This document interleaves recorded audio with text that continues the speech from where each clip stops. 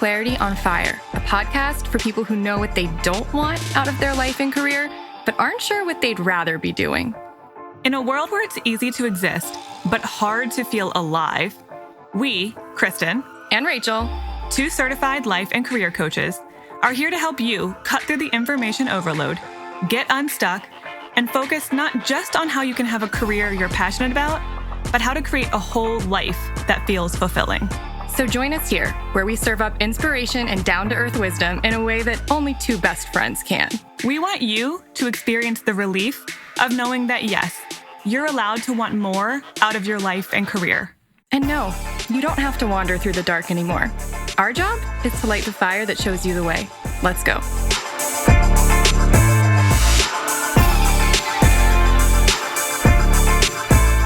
People keep asking us for updates about our various things. My ceiling is fixed. I know it's been weeks and you may not have even heard about it, but yeah, the water from my upstairs neighbor's washer that broke and came through my ceiling took about 2.5 weeks from the incident to it was fixed. And then I came home and there was a fine layer of dust on everything. And I do mean everything. And so I was scrubbing my floors at 9 o'clock at night. But you know what?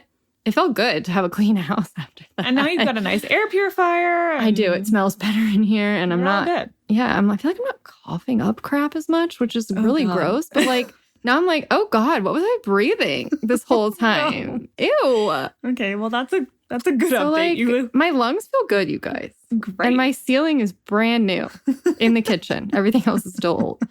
And people keep asking you about your UX side course that you're taking, which if you don't know, Kristen is taking a side course in UX design because she wants to. Because I want to, yeah. Like a lot of people, I am inadvertently or purposely, I don't know, doing a COVID class. I feel like people are learning new skills during COVID. Well, also because you're a thriver, and this actually sounds like a side hustler thing to do, but it's more because Kristen and I have discovered that running a business, if you're doing that all the time, it's very hard as a thriver to be full-on entrepreneur, and that it helps to have something else. Businesses are inherently unpredictable to a degree. You can make it as predictable. I mean, there's literally no way that you could predict something like a pandemic, which has a huge impact on a little coaching business. It just does. And so even without a pandemic, it's just always lots of ups and downs. Things change really rapidly in the internet. And so what worked one year doesn't work the other year. There's a lot that goes into it. Yes. So the thriver part of me really loves the idea of having another skill that I could monetize and also bring into our business. So I've been learning that. I'm about 3 to 4 weeks into my course. I'll be doing it for months and months and months. So lots more updates to share. Yeah. But for now, what I thought was relevant to today's episode is, and probably relevant to a lot of people who are taking classes and learning new skills, is I'm learning how creative I really am in a totally new way. I knew I was creative. Why did you think you weren't creative? I guess I'm learning that I have more of a visual creative skill than I thought. I thought I was just terrible at that kind of thing. I knew I was decent at writing and, obviously there's a lot of creativity that goes into having a business, but visual and design creativity, I was no, thank you. That's not where... I'm not an artiste. It's, not where my talent lies, but I'm actually doing all right. Kind of impressing myself. So play with creativity that you think you might be bad at, and you might be better than you think. That's the lesson I'm learning. Okay. Of course, it brings Liz Gilbert to mind and Big Magic. Of course. Because it's what's the point of creativity? It's just self-expression and joy. It doesn't have to even be good. You could be doing it and having a good time and still be shit. It's kind of the point. And that's what I thought was going to happen. I'm having fun no matter what. I'm not the best, but I'm certainly not the worst. That's fine. So that's great. It's fun and I'm okay at it. Okay. All right. So do you want to... Well, I have a bio tree. Should I just read his bio? Yes, let's read Todd's bio. Okay. Todd Searle has always wanted to start a business. He's worked in retail sales, consulting, government, cloud software, and is now a published author. Throughout his previous jobs, Todd knew something was missing: creativity. As an author and creator, he's faced an uphill battle transitioning some of his most inspired ideas into successful commercial ventures. In his book, 32 Regrets, A Guide to Reclaiming Creativity, Todd examines some of the most inspiring stories of successful entrepreneurship today. He hopes to encourage a greater understanding of the creative mind and its creative development so that others can unlock the secrets to unleashing their own curiosity. When he's not writing about creativity, Todd helps create content with other brands and spends as much of his time outside as possible. This episode it's just chock full of I feel like Todd was just dropping wisdom bombs all over the place. He wasn't even supposed to be an expert. He's supposed to be a normal person. I told him that he was but that doesn't mean he should have shouldn't have reined it in. That's not what we're asking. No. Hey, can you just be a little bit less wise and just be more normal? Thanks. That's not the point. Well, that's what I love about these normal people interviews is we're highlighting the fact that normal people are really wise and have a lot of interesting things to share. And can do things that are difficult and that you don't think you can do and that maybe inspire you to do it too. Exactly. Or stop doing it, as the case may be, depending on what we're talking about. Yeah, true. So no, Todd shared so much that he has been learning throughout his whole creative process. He also interviewed a ton of experts for his book and learned a lot from them that he shares. So there's so much good stuff in this one. Yeah. So hopefully this sparks everyone here to be a little bit more creative in their own lives. Well, I'm excited to listen to this because I never get to listen to our episodes for the first time. So yeah, this is a new one for you. Okay. Enjoy, and we will be back at the end. Hey, Todd. Hey, Kristen. How are you doing? I am pretty good. How are you? I am great. Thank you for asking.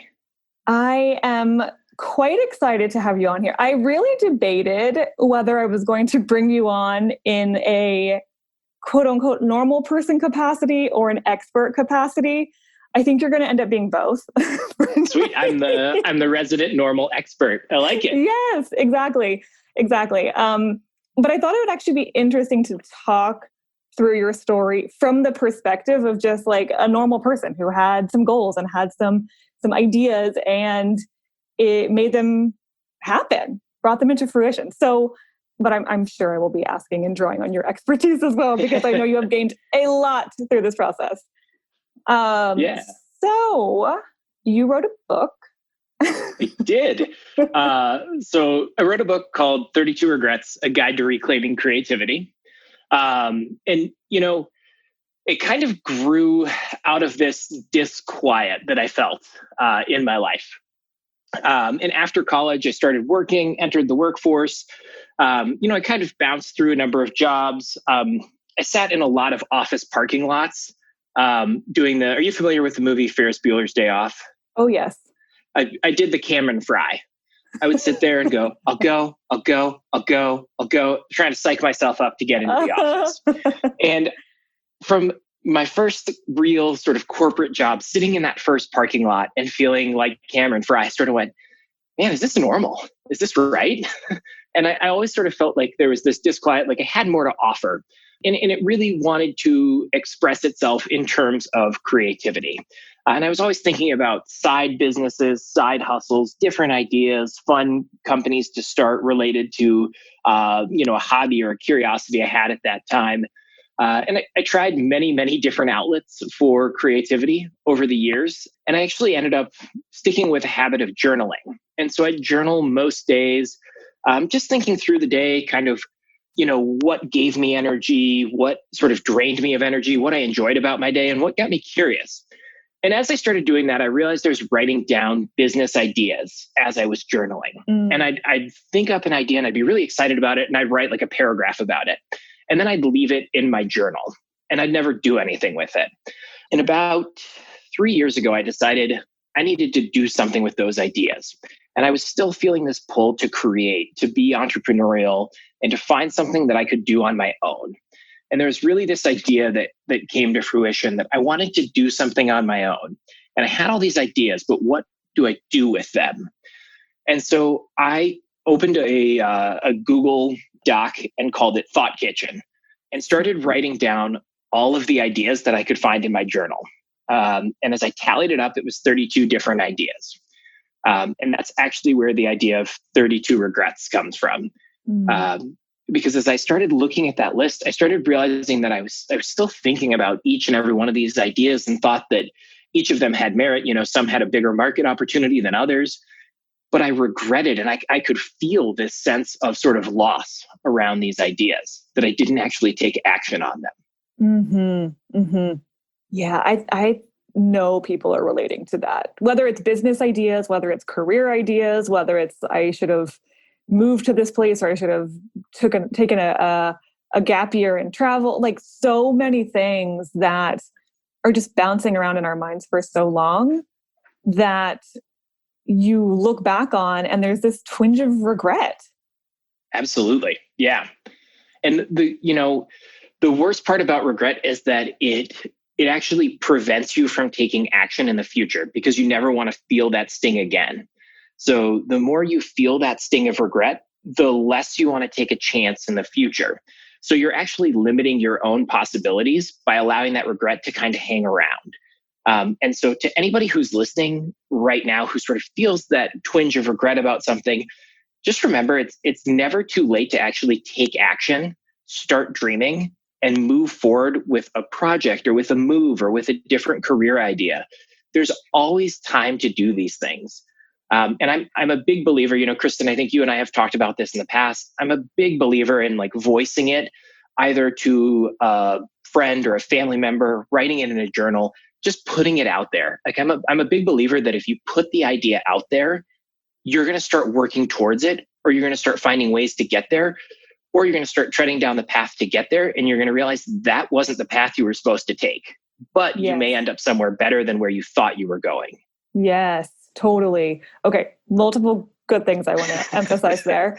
One of which is it's never too late. That is such a limiting belief that a lot of people have, that if I had done this 10 years ago, that would have been fine. But now I'm so far into this career. Now I'm so far, along this path. There's not enough time. I'm too old, whatever.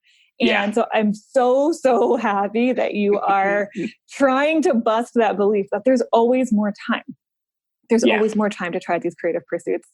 And this idea of built-in accountability, first of all. I mean, when you tell people, when you announce that you're doing something, even just to yourself, honestly, but particularly to other people, it makes it feel more real. It makes it feel less like this intangible, fluffy idea in your head, and more like, wait a minute, what if I tried this thing? This is a real idea. What would the first steps be? You start to think through the action plan versus just the fluffy idea that feels like maybe one day, but one day never happens.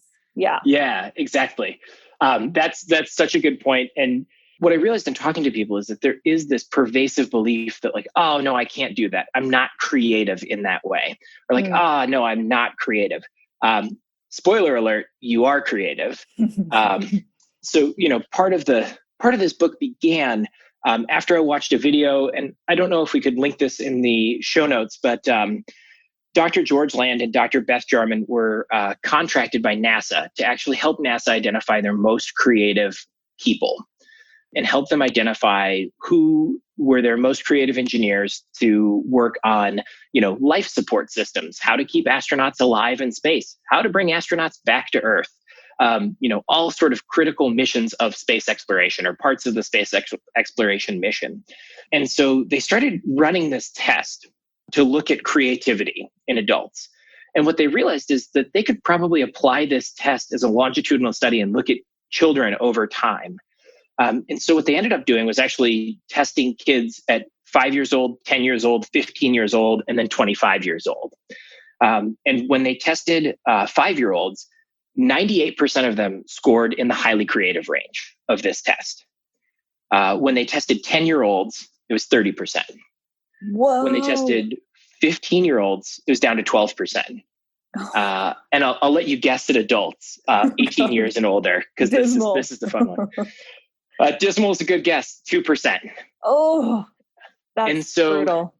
This idea sort of emerged as I started writing that you can reclaim creativity, and that it's never too late to start on doing something that you want to do. And so I had always wanted to start a business. I had always thought about these ideas. And instead, I wrote a book. And I still haven't started a business yet, but I'm working on it. And part of the fun part about just getting started is that you try stuff. And some things you may be great at, some things you may find that you're not great at. But as you get started, you may end up in a different place than you intended to go. So be open to that. Okay. First of all, yes, please send me that video link.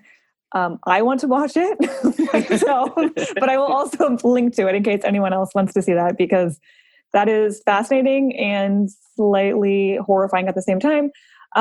But this proves we are all inherently creative.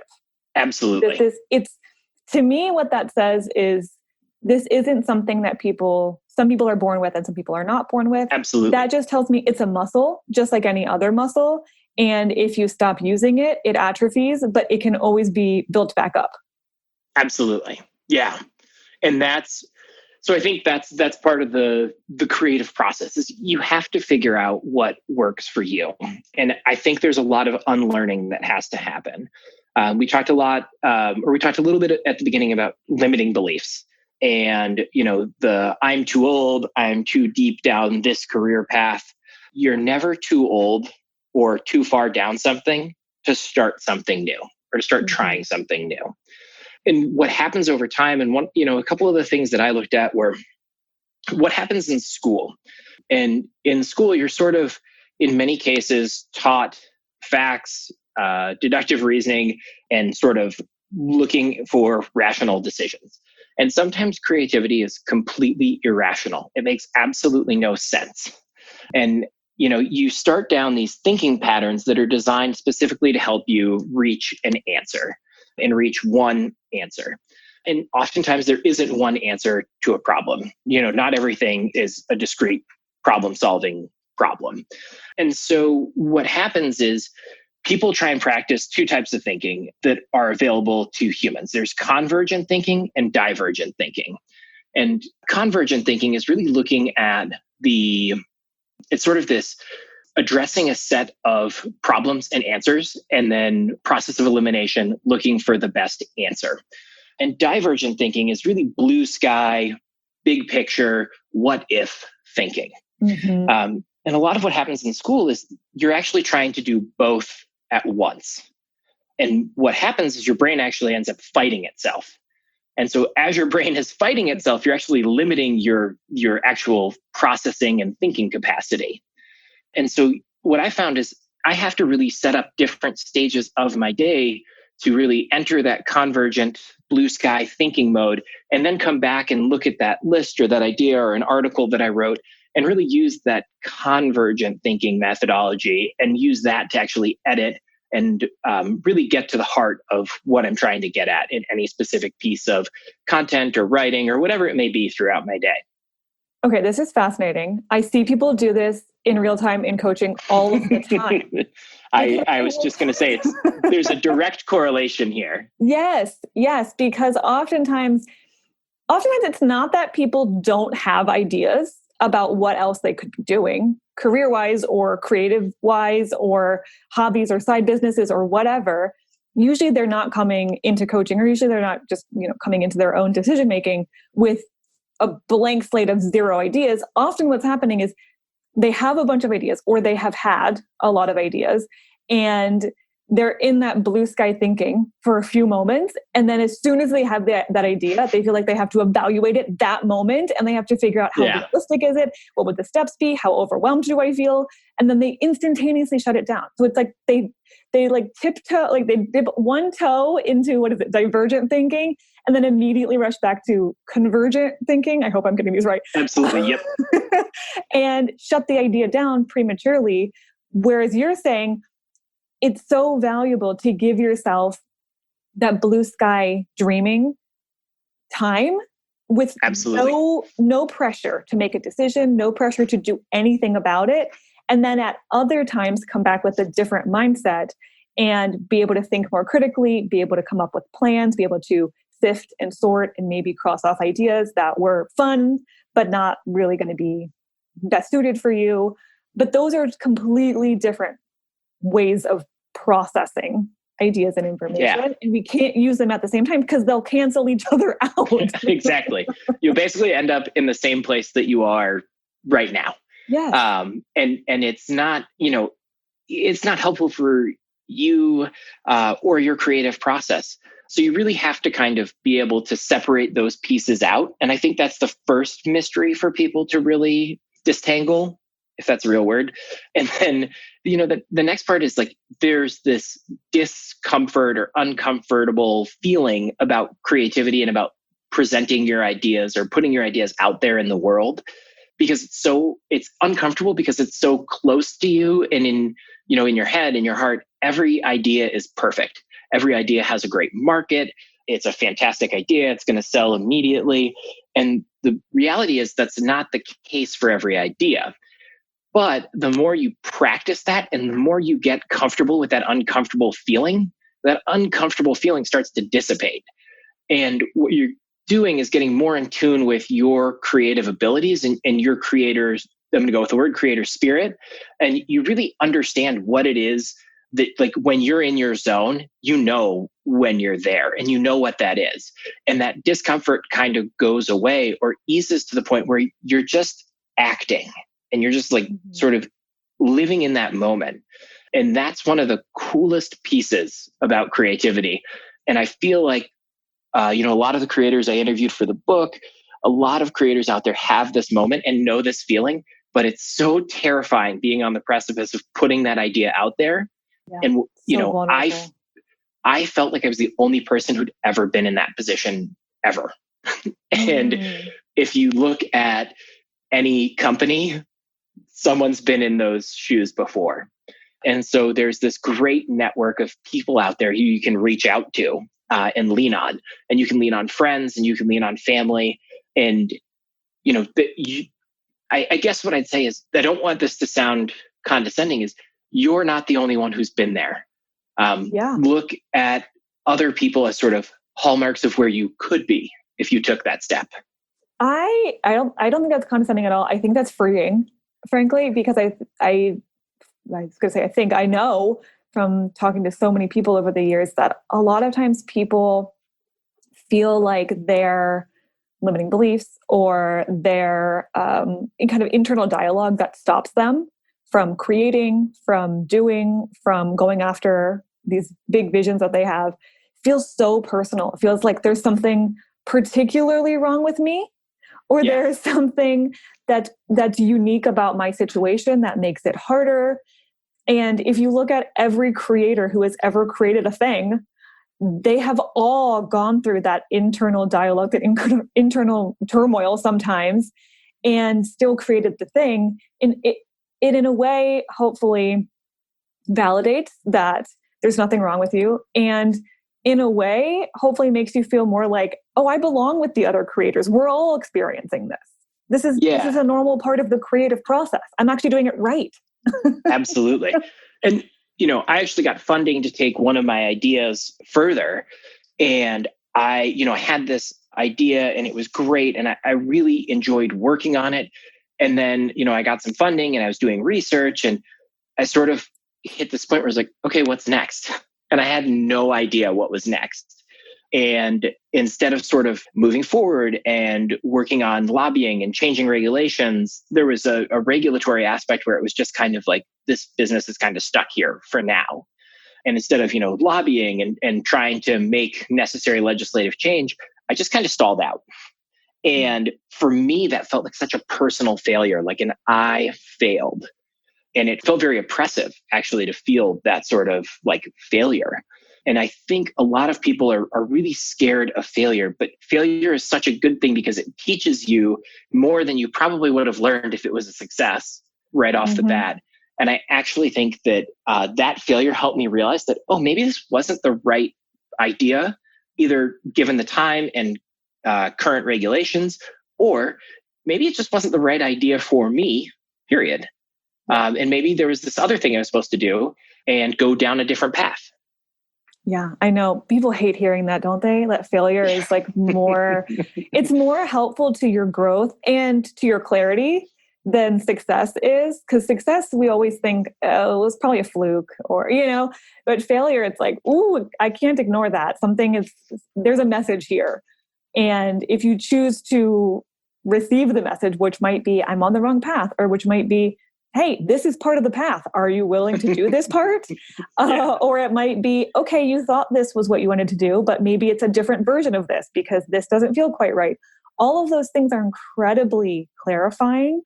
And when you get to what is right for you, it's going to feel so much more aligned because you know the difference. You know the contrast of something feeling or something not working or flat out failing. It's not the most fun part of the journey, but it's a critical part. And it also is like, it's not personal. Again, this is the nature of becoming a more self-aware person, of becoming a more creative person, and of getting closer and closer to the life that suits you. You have to go through some trial and error.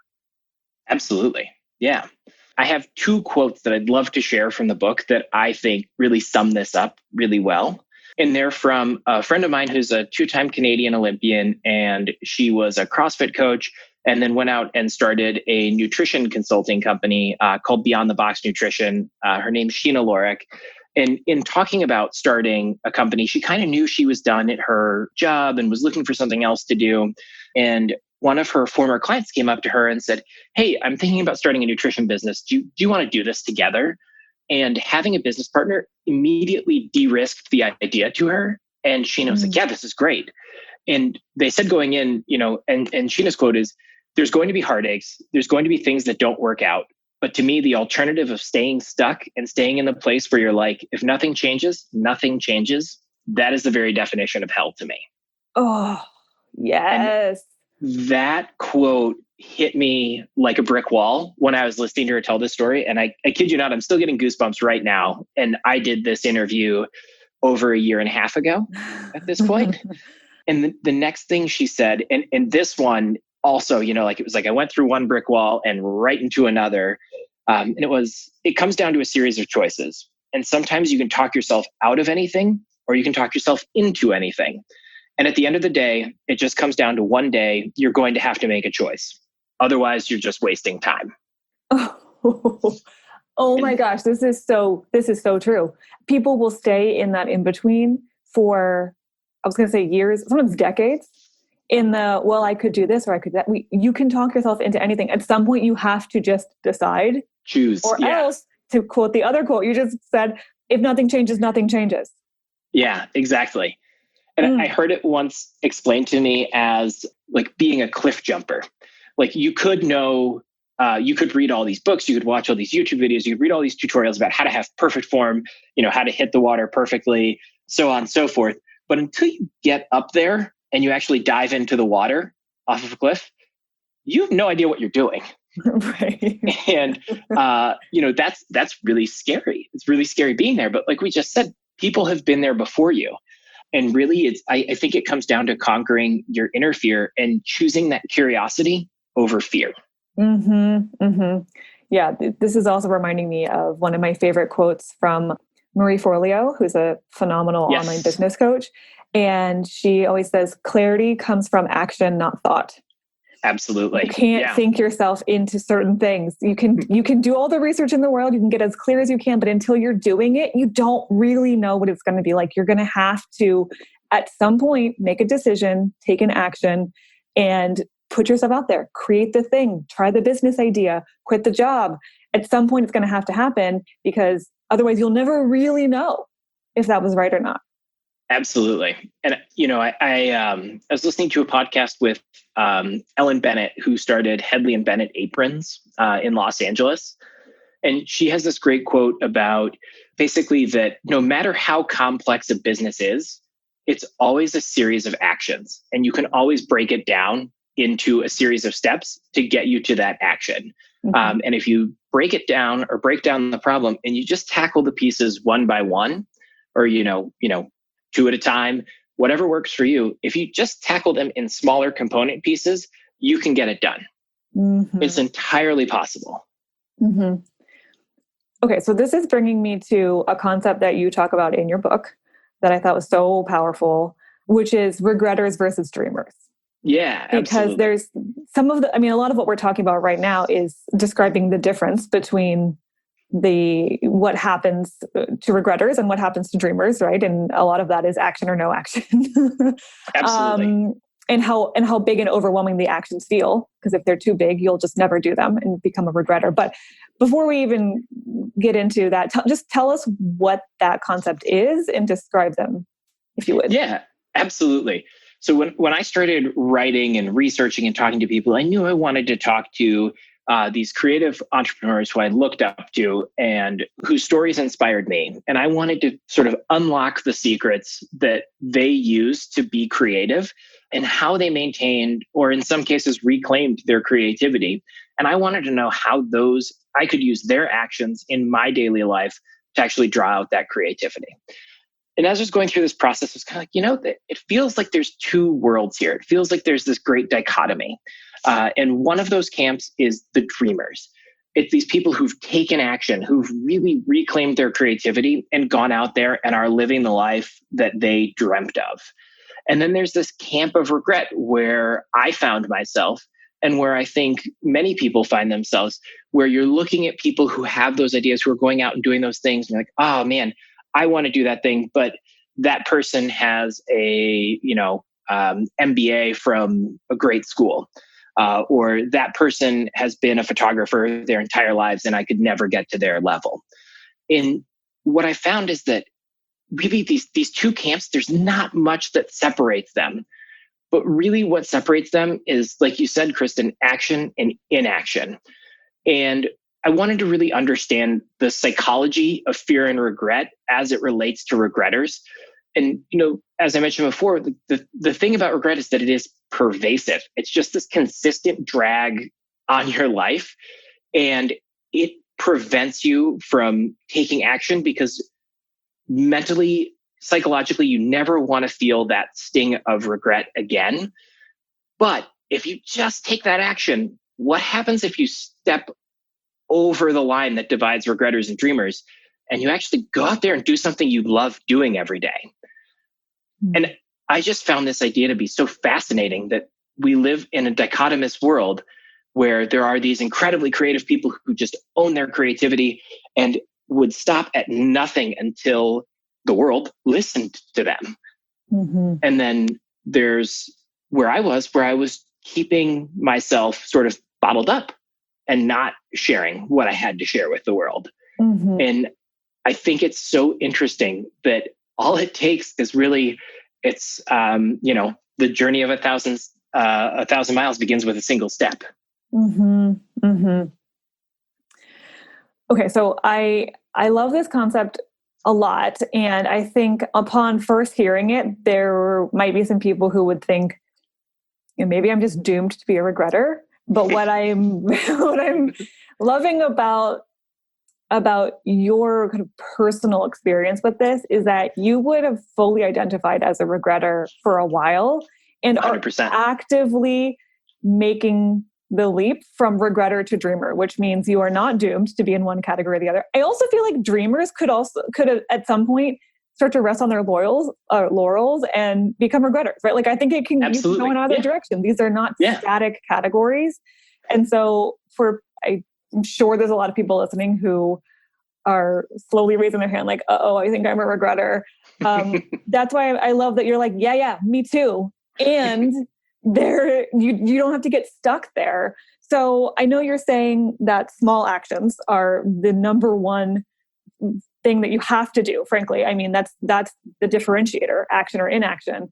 How did you've told us a little bit, but like, I know there are people right now who are like, I have so many regrets and I don't want to keep regretting things and not taking action, but I don't know where to start. So can you just give like a little bit of your own story, really? I mean, not even advice, just like, how did you make this switch? It feels, it's subtle, but it's huge. It feels overwhelming. It feels insurmountable. Totally. And to be perfectly honest with you, I still fight these tendencies kind of on a daily basis. And I still have to talk myself into doing stuff. It's sort of, there can be this feeling that it's like, the light bulb goes on and perfect. You're in the next camp. And what I found is it's a daily practice, and you really have to work at it. And speaking only for myself, I've had to work at it a lot. Otherwise, I can fall back to the tendencies that I previously had about just going along with the status quo, because it's, really easy to settle for the momentum of mediocrity. And what I found in talking to these dreamers is that there's a series of actions that they take. And I'll share 3 that I think are really simple to get started with. Please. And the first one, we've already kind of talked about, is getting comfortable being uncomfortable. And if you're already at that point where you're feeling that disquiet, like you have more to offer, like you want to create something, good, you're in the right spot. That's where you should be right now. And the next thing I'd say is, the next thing you have to do is really dedicate time to chase your dreams. And by that, I mean, you really need to do 2 really simple things to get started. And the first thing, and I did this for myself, was looking at basically setting up like a blank calendar page, or even using the calendar in your phone, or using, your Outlook calendar, whatever calendar it is you use every day. I started cataloging what I was doing with each hour of every day. So from the moment I woke up to when I went to sleep, I was cataloging what I was doing in that time. And unfortunately, I found that I had a couple hours at night where I was watching Netflix or YouTube videos, and I really wasn't doing anything with that time. And I started to realize that I had more time in my day than I thought I did. And then the second thing I did was I actually wrote a dream essay. I started thinking about, what is it that I really want to do, and what do I want my life to look like? And so some ideas for that dream essay are, think about, where do you want to live? What do you want to be doing every day? Who do you want to be spending your time with? Do you have a partner? Do you have kids? What kind of things are you spending your time doing? What kind of hobbies do you have?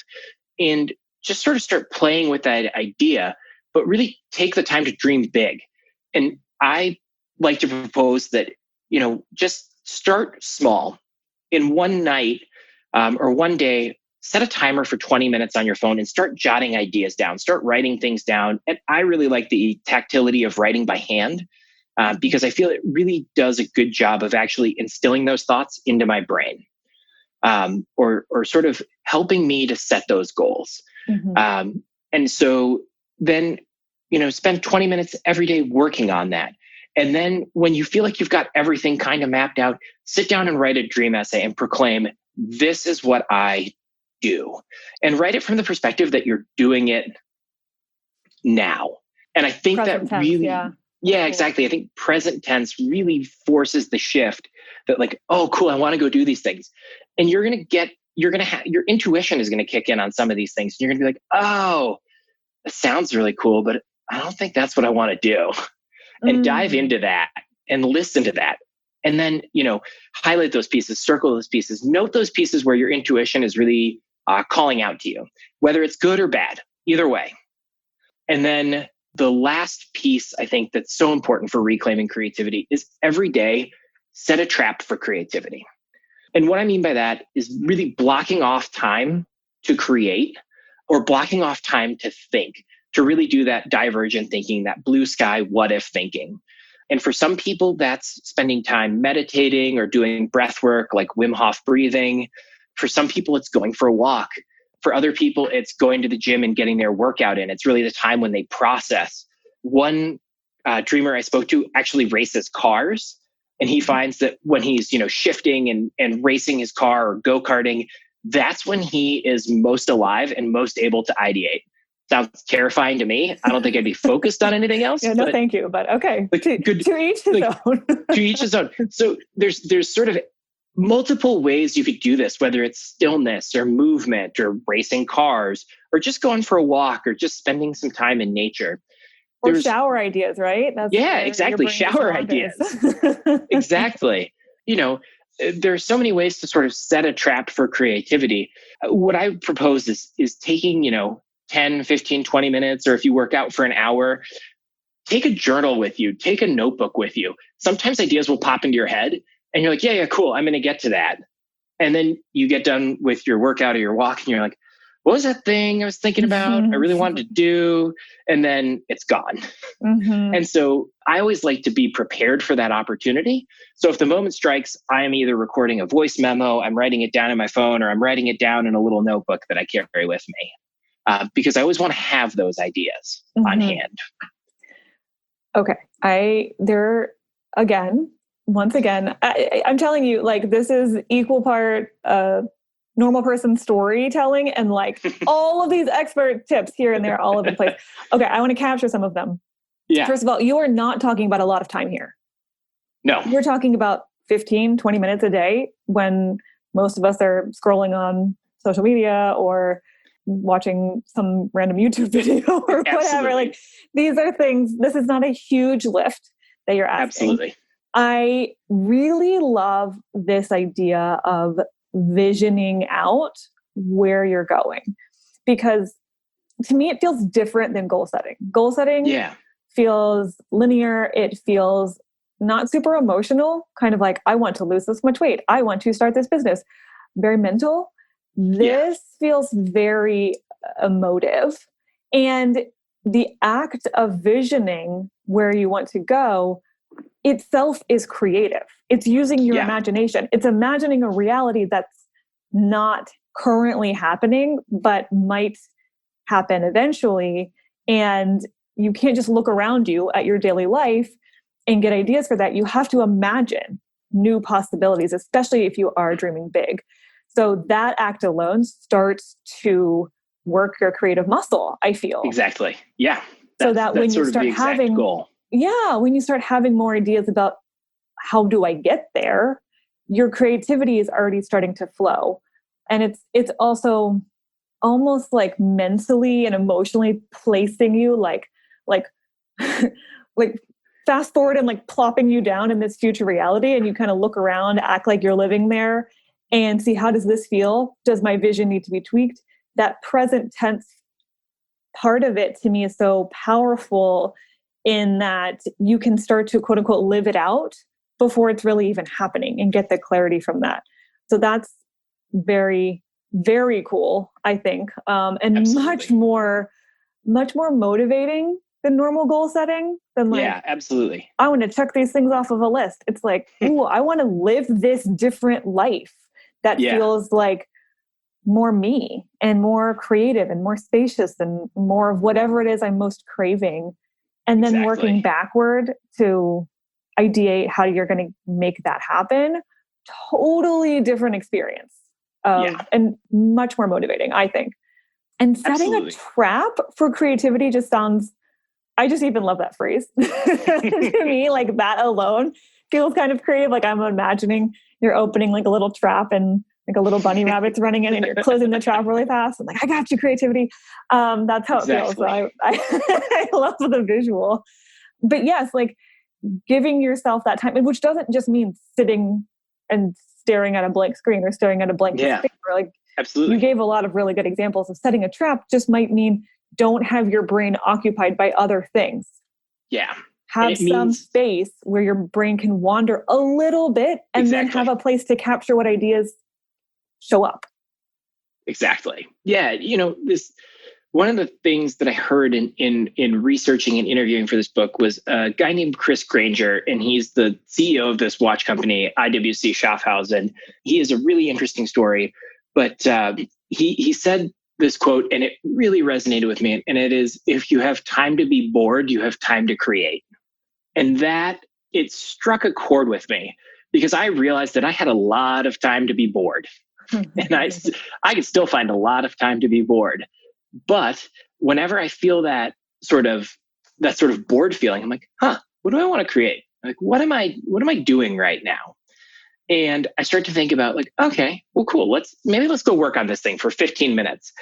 And more often than not for me, that 15 minutes turns into 20, 25, 30, 3 hours, 6 hours. I mean, and I think part of the cool part about setting a trap for creativity is that you get curious about things. And then that curiosity turns into research. And sometimes that research just like, okay, cool. Now I know this thing or this other series of events that I never would have known otherwise. And sometimes it leads you to the next idea, or it leads you to the place that you're supposed to be heading. And I think that's such an interesting thing about the interplay between boredom, curiosity, and creativity. Yes. Yeah, I think in my brain, that's why kids are, one of the reasons why kids are so creative is because they get bored and then they want to entertain themselves. Whereas adults, we get so busy just doing normal daily things or just distracting ourselves that we don't realize, hey, I actually have more time than I realize, which is why you said first step is let's find some time, because you probably have a little bit more than you think. Because, back when we were kids and we had all the time in the world, or we felt like we did, we would imagine, we would dream things up, we would come up with crazy games, and creativity was so easy to access. But now, if you don't ever let yourself get bored, which I think happens for some people, they're almost afraid of boredom, like what thoughts are going to come up or what, if you don't let yourself be bored, it's really hard to be creative because that's when your mind has a chance to wander. Yeah, absolutely. So setting a trap for creativity is kind of requires a little bit of space and comfort with boredom. Yeah, absolutely. And it's comfort. It's again, just finding that comfortable place within yourself and doing something that allows you to feel that like comfort, feeling very soothed, and then allows your brain to wander. So sort of your basic needs are taken care of, and now your brain can just kind of go off into all these different tributaries that it wants to explore. Mm-hmm. Yeah. I am so curious because you have learned a lot from a lot of creative people. You have written a book, which is hugely creative. You created a thing that didn't exist. It's called 32 Regrets. What did you learn about your own creative process throughout all of this? Yeah, that's a really interesting question. One of the things that I learned, and one of the hardest lessons I think I learned, is that you're going to show up one day and you're going to be ready. You're going to sit down at your desk, in front of your keyboard or like with your laptop at a coffee shop and be like super motivated to write, and nothing's going to be there. And you're going to sit there and you're going to go, okay, what do I do here? Or like, what's happening? And I learned that I have to be okay with that. And one of the things that I've done is sort of create this flexible schedule around creative work, because sometimes I'm going to sit down and it's not going to be there. And other times when I'm running around doing errands, taking care of general life stuff, my brain is like, no, this is the time. We're here. Let's do this. And you're like, this is really inopportune, but sure. Okay, I'm listening. And I found that there are not just writing, there's so many different ways to create. And one of those things for me was just like learning that in writing the book, there's so many different ways to write. And so sometimes it was, handwritten notes in a notebook that I had with me. Sometimes it was notes in my phone about how, this quote connects to this story, do some research on this, and then this component goes here. And then other times I would be driving or commuting and I would have an idea and I would actually record it as a voice memo on my phone. And I would just talk it out and talk through the idea and then do exactly the same thing, pull in this quote from Kristen, it goes here, and then put that through a transcription service. And then I could actually have text in front of me that I could edit. And so I learned that there's so many different ways to write and different ways to create. And I think that was one big milestone. And the other biggest thing I learned in writing about setting a trap for creativity is I figured out what my own trap for creativity is. And it's really getting time outside every day. And if that's just going for a walk, getting some sun, even if it's raining, I take my dog out, we go for a walk, and I come back and I sort of feel like, okay, I wasn't really thinking about anything in particular, but now I have all these ideas. Or this, by absent-mindedly searching for creativity while out walking and while getting some time outside, I've found an idea. And then I start pulling at those threads. And, those two things were sort of the key to unlocking my creative process for me. And so for anyone who shows up to sit down at the computer or begin writing a dream essay, if it's not there, don't worry about it. It happens. It happens to everybody, from Marie Kondo to Liz Gilbert, Brene Brown. Everybody has had that day. Everybody's sat there and gone, well, I don't have it.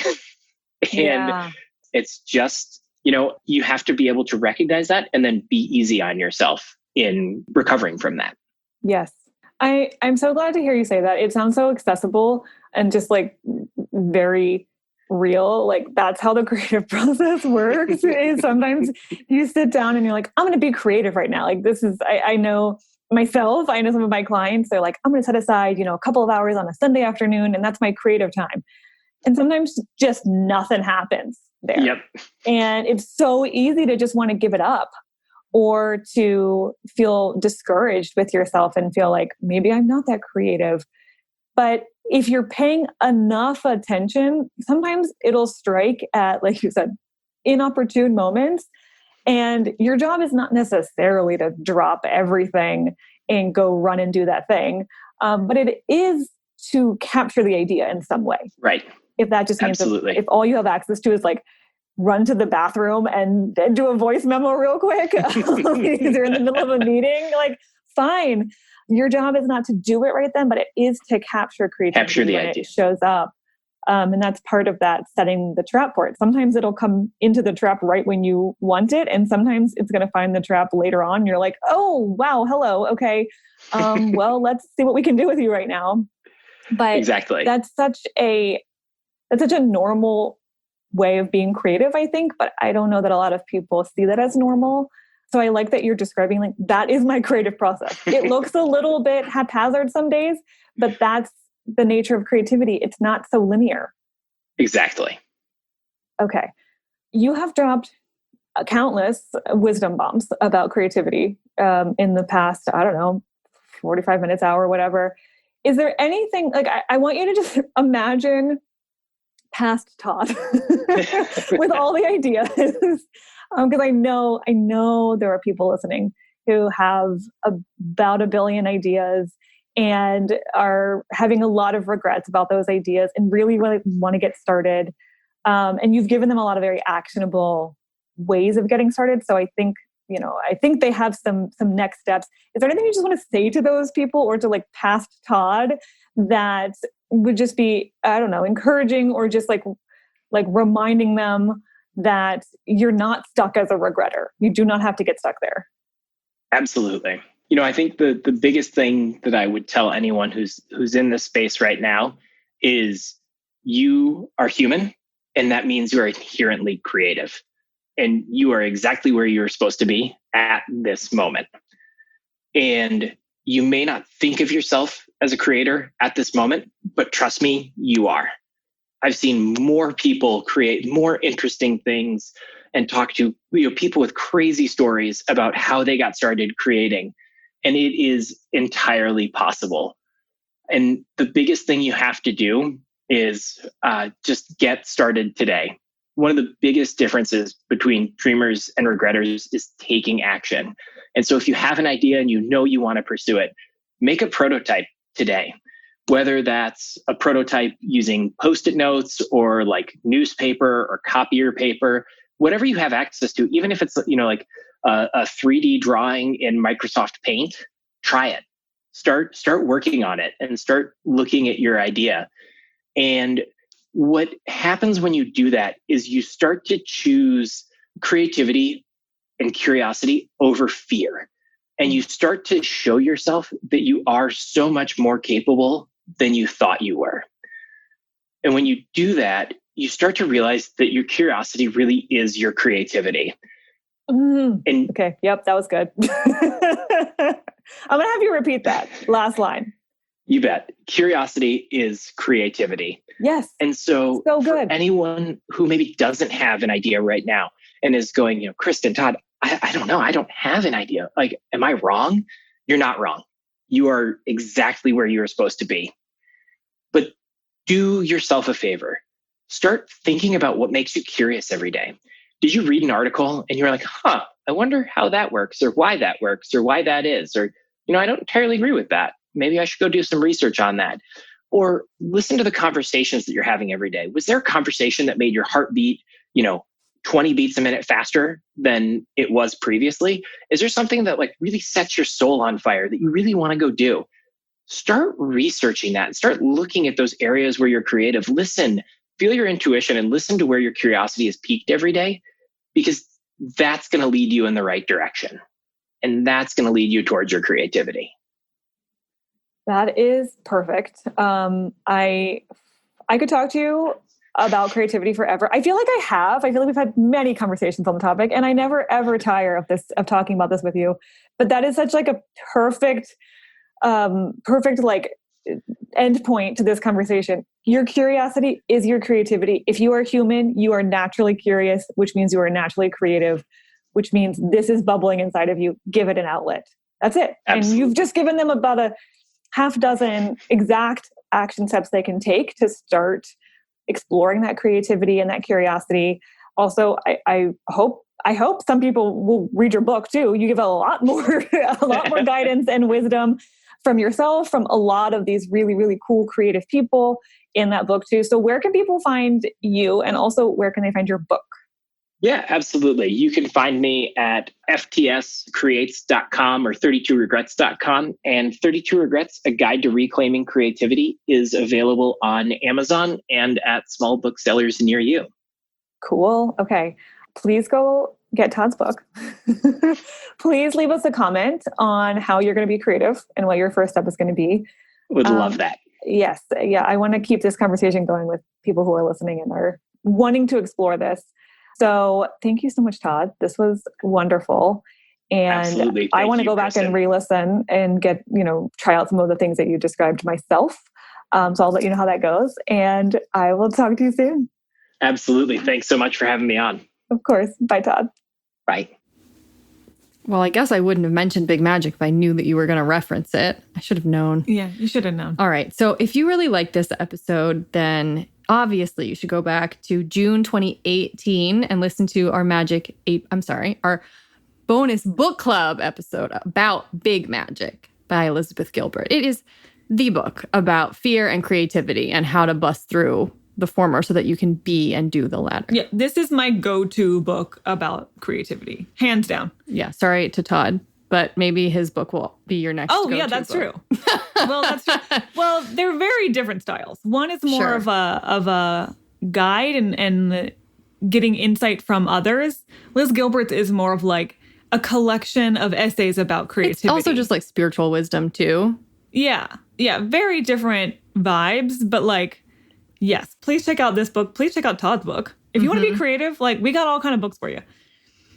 Also, I wanted to share an old interview I did with an old client of mine, Nate Otto, from July 2018 about getting unstuck from a beige existence. He's super creative. He's in a very unconventional kind of way. And he and Todd both have had the experience of feeling very trapped by convention, by doing what you're supposed to do, but feeling like they have this creativity just bubbling out of them. Mm-hmm. So very different interview topics, but similar experiences. Then there's a blog from April 2019 called How to Tell If You Should Quit Your Job and Work for Yourself. Just something Kristen wrote. Mm-hmm. Because there's a lot of entrepreneurial references in this blog. So if that's you, then this is how you know whether it's time to go work for yourself or not. Okay. And one more blog to go listen to called Are You Chasing the Wrong Dream? From January of this year, 2020. Because Todd definitely knows the feeling of chasing the wrong dream. That's what those 32 regrets are, in a way. So if that's you, this will just light a little bit more of a fire under your butt.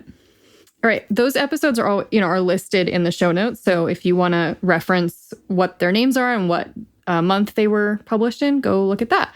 And also while you're there, you can click over to the site and leave a comment on this episode, share with us or Todd your takeaways. We always love to hear what resonated with you. And we always try to share, the comments to make sure that the normal person sees them and appreciates what you said. Yeah, absolutely. So, okay. Let us know what you think, and we will be back next Friday with a new side chat. Yep. All right. See you then.